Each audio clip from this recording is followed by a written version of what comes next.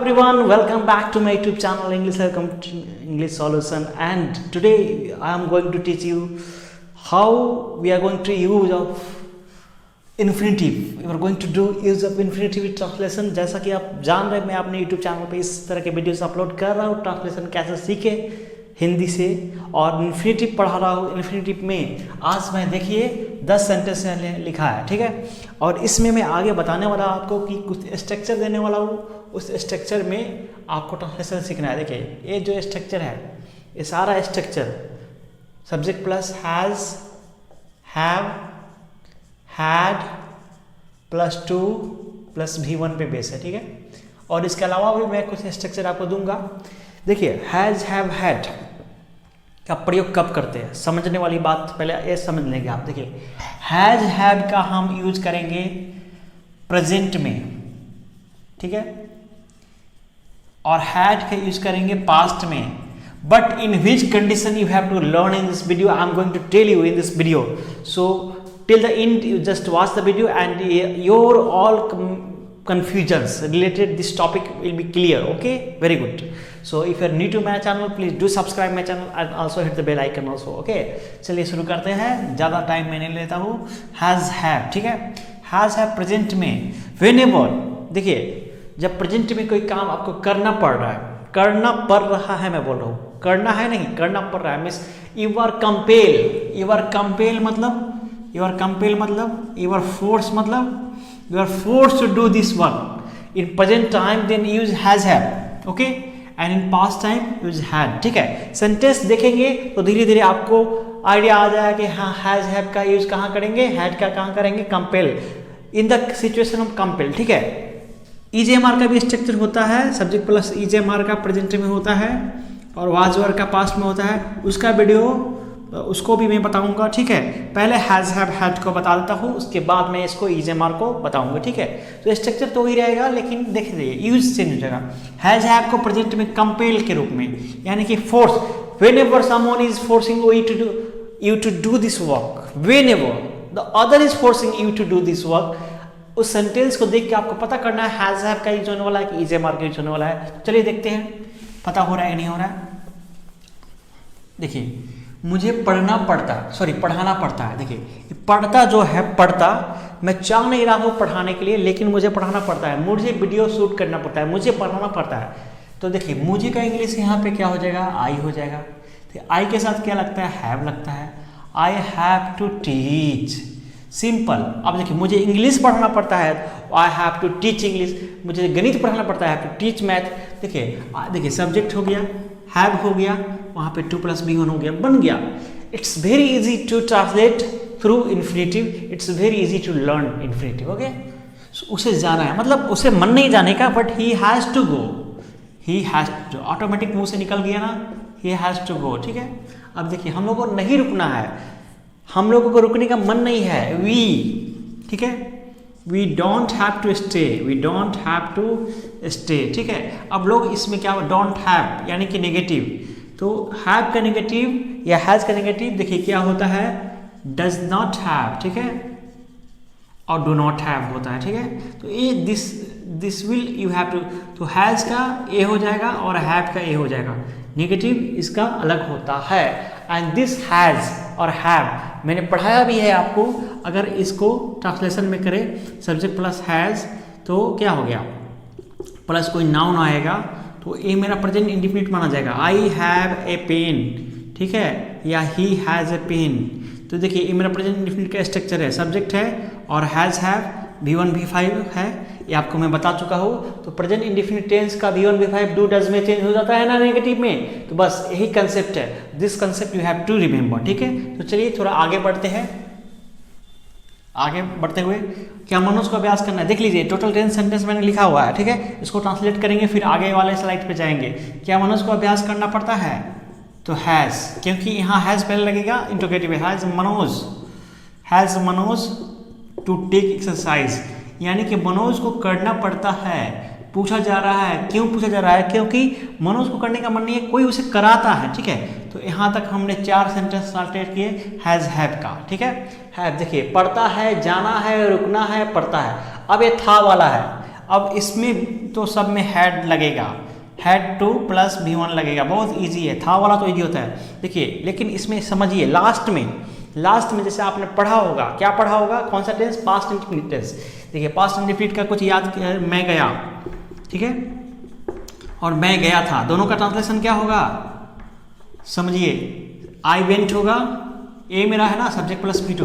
Past indefinite का यही rule होता है, मैं गया था, ठीक है, तो दोनों का translation I went subject plus V2 होगा। तो यहाँ भी वही है, देखिए पढ़ा पढ़ता था, पढ़ा था या पढ़ता था, पढ़ता था भी खेलना था, देखिए खेलना था है, अब देखिए खेलना पड़ा था, अब हम यहाँ पे खेलना पड़ा था लिख देंगे तो एक ट्रांसलेशन होगा, और यहाँ पे पढ़ता था भी लिख देंगे, आना पड़ता था, जाना पड़ता था, खेलना पड़ता था, तो ट्रांसलेशन वही होगा।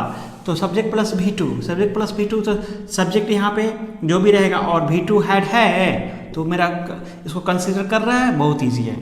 तो यानी कि हैव हैज़ का आपको फॉर्म याद रखना पड़ेगा, हैव मेरा V1 है, हैड भी V2 है, हैड V3 है, V2 V3, और हैविंग है, और हैज़ है।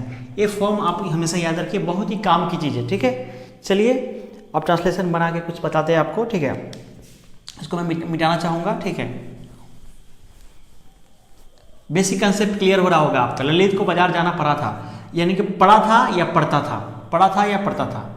मुझे दरवाज़ा खोलना था, यानी कि मेरी मजबूरी थी खोलना, या खोलना पड़ता था या खोलना पड़ा, एक ही बात है। खोलना पड़ा भी एक ही बात है, खोलना पड़ता था भी एक बात है।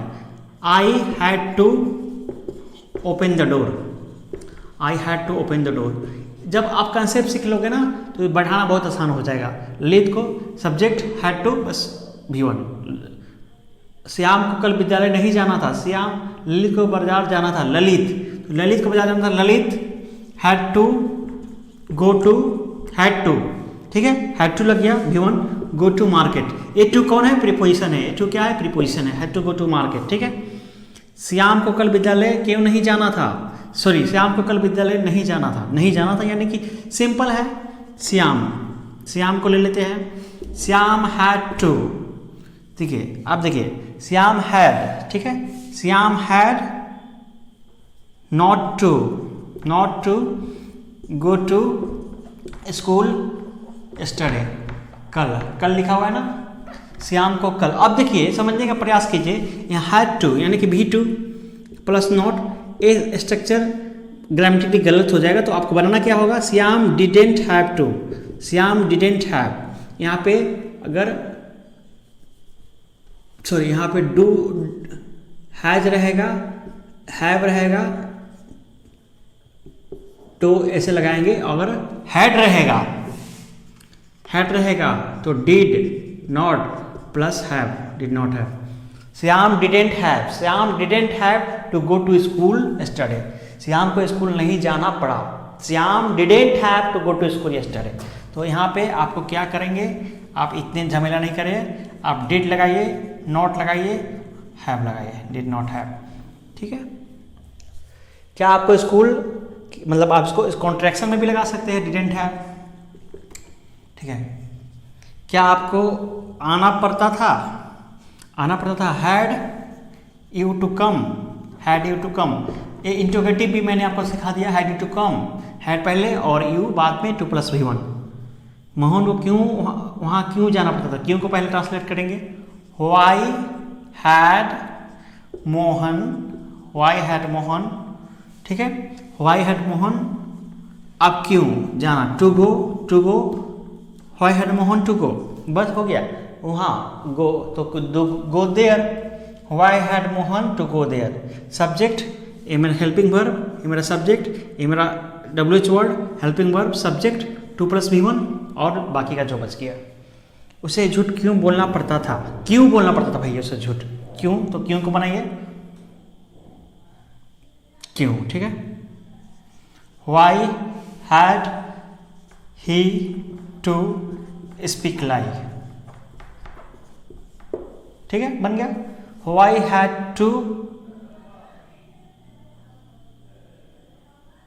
देखिए झूठ बोलना का इंग्लिश क्या होता है, टेल होता है, तो टेल अ लाई बनाए, स्पीक द ट्रूथ बोलते हैं टेल अ लाई, ठीक है, टेल अ लाई बना दीजिए आप इसको। उसे जुट क्यों बोलना पड़ता था या पड़ा था, या पड़ा था, ये खेलना था, पढ़ता था, खेलना पड़ता था। इस तरह के सेंटेंस में हैड टू कैच करो। व्हाई देखिए यहाँ पे व्हाई को मैंने निकाल दिया, क्योंकि इंट्रोगेटिव नेगेटिव जो भी आपको रहेगा उसके अनुसार सेंटेंस का स्ट्रक्चर को पता है। हैज़ हैव हैड कहाँ यूज करते हैं, फिर से एक बार सुन लीजिए, हैज़ हैव हैड वहाँ यूज करते हैं जहाँ पे हमको कंपल्सन दिखाना पड़ता है, ठीक है। और उसके बाद अभी देखते हैं फिर इज एम आर कहाँ यूज करते हैं। जस्ट बने रहिए मेरे साथ अगले स्लाइड में।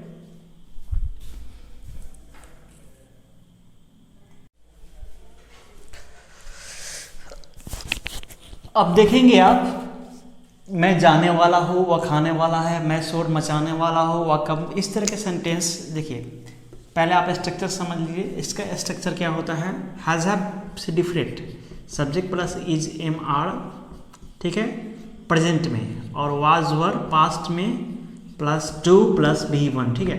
अब समझने वाली बात यह है, देखिए हम जनरल लाइफ में, पहले आप ट्रांसलेशन सिखाने के पहले आप समझ तो लीजिए इसका कंसेप्ट। जनरल लाइफ में हम क्या बोलते हैं, मैं इस कंपनी में काम करने वाला हूँ, मैं यूट्यूब पे वीडियो बनाने वाला हूँ, यह काम तुम करने को हो, क्या करने को हो।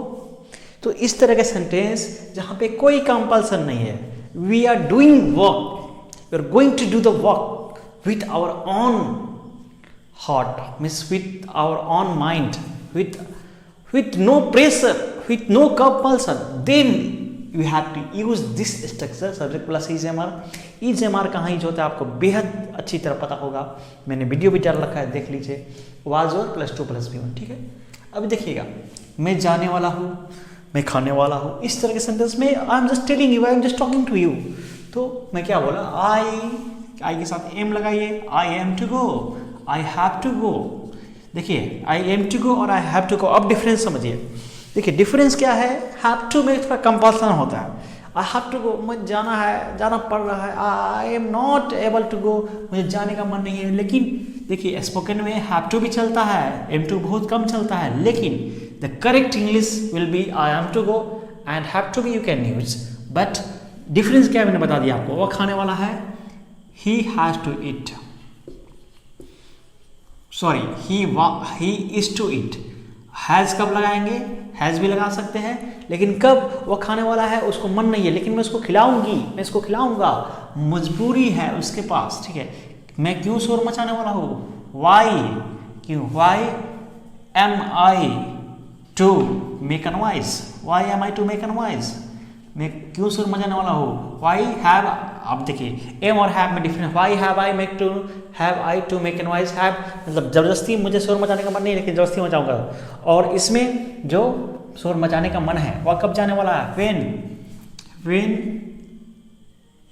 Is he to go, when is he to go, कब जाने वाला से पूछ रहा हूँ। तो when has he to go, कब मतलब उससे जाना तो नहीं है, मजबूरी में मैं भागना चाह रहा हूँ। दोनों का डिफरेंस समझते चलो, आप समझ में आ जाएगा आपको, ठीक है। वह टहलने को था, ये टहलने वाला था, और टहलने वाला था। तो इस तरह के सेंटेंस के लिए वो टहलने वाला था, वाई वाज, सॉरी टहलने वाला था, he was to walk, he was to walk, ठीक है, सिंपल। और टहलने वाला था, ही वाज टू वॉक, इसमें कोई लोचा नहीं है। रोटी, सीता रोटी पकाने को थी, तो Sita was to cook food, Sita was to cook bread chapati, whatever it is you can write bread चपाती। सीता रोटी पकाने को थी, was थी, वह नहीं दौड़ने को वाला था, he was not to run, वह नहीं दौड़ने वाला था। वह वहाँ कब जाने वाला था, कब जाने वाला था भैया, when was he to go there, when was he to go there, वहाँ कब जाने वाला था, when was he to go there, क्योंकि यहाँ पे हेल्पिंग वर्ब तब सब्जेक्ट, क्या हम लोग नृत्य करने वाले थे, क्या हम लोग को पकड़ो, तो हम लोग को वी के साथ वर्ड लगेगा, वर वी टू डांस। तो मतलब देखिए इसमें सिंपल है कि इज एम आर कहाँ लगाएंगे, जहाँ प्रेजेंट में, जहाँ पे काम फोर्सफुली नहीं किया जाए, और वाज और कहाँ लगाएंगे, जहाँ पास्ट में काम फोर्सफुली नहीं। देखिए फोर्सफुली जब करेंगे तो हैज़ हैव का यूज लगाएंगे, और फिर हेड का, ठीक है। तो 4 स्ट्रक्चर मुझे, मैं आशा करता हूँ अच्छे समझे। और फ्यूचर का बचा हुआ है, फ्यूचर का भी स्ट्रक्चर बताऊँगा आपको, और कुछ और भी चीज़ अगले वीडियो में ऐड करके बताऊँगा, ठीक है। तो तब तक के लिए मैं चाहूँगा कि आप जो लोग मेरे चैनल पर नए हैं प्लीज़ सब्सक्राइब करें, और वीडियो को पूरा देखा है तो लाइक ज़रूर करें, और अपने दोस्तों के साथ कीजिए और मुझे सपोर्ट कीजिए। Thanks for watching time, bye bye, take care, next time very soon.